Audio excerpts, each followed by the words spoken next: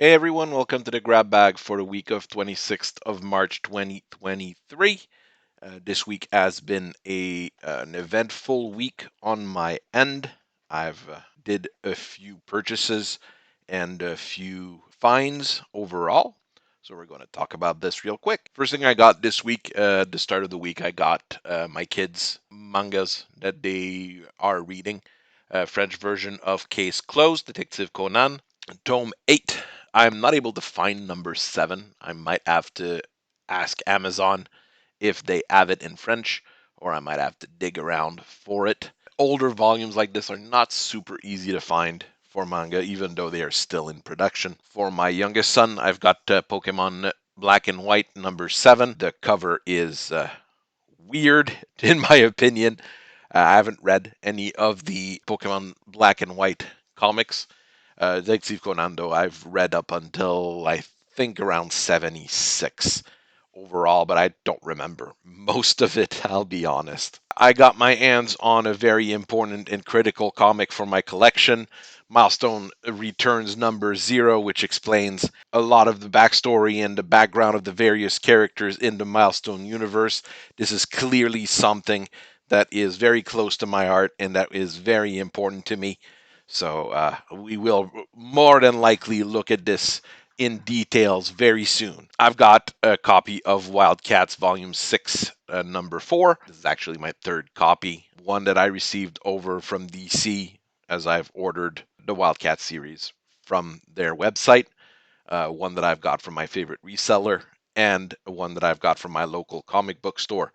That's what happens when you start ordering the same thing at multiple places. I'll probably start cutting back on this unless I can get some premium covers. I've found those two different volumes of Batman, Court of Owl Volume 1, and Batman White Knight in a new format that I found at my local comic book store. They are small pocket size trade paperbacks.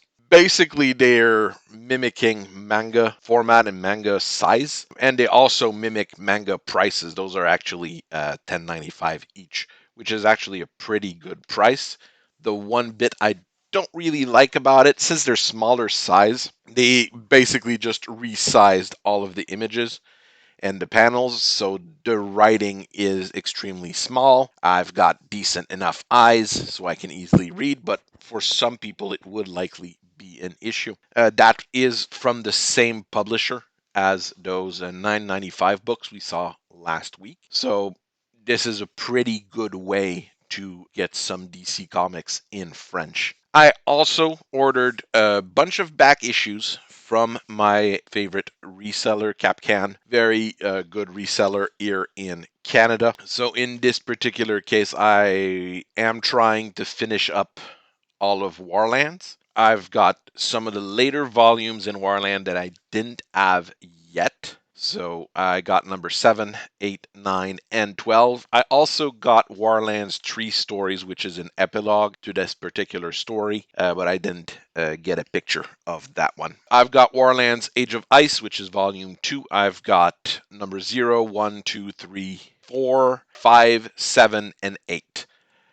I don't have the other volumes yet. I'll have to start digging for them or looking at some other Canadian resellers like the Comic Book Bin. Finally, I've got the last volume of the Warlands that I found, Dark Tide Rising, volume 1, 2, 4, and 8. Jumping around, of course, a bit, but those were the ones that were available at a price that I found reasonable as well. Might look like I've got a lot of comics there, but at the price point where you can get some of those back issues, even with shipping, it is a very reasonable price.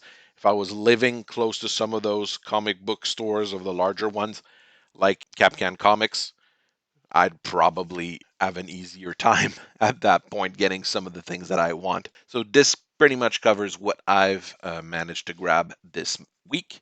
We'll see each other again next week, and you'll see what I've been able to get my hands on. Have a very nice week. Keep reading comics. Keep enjoying them. We'll keep analyzing them, and I'll see you later. Bye-bye.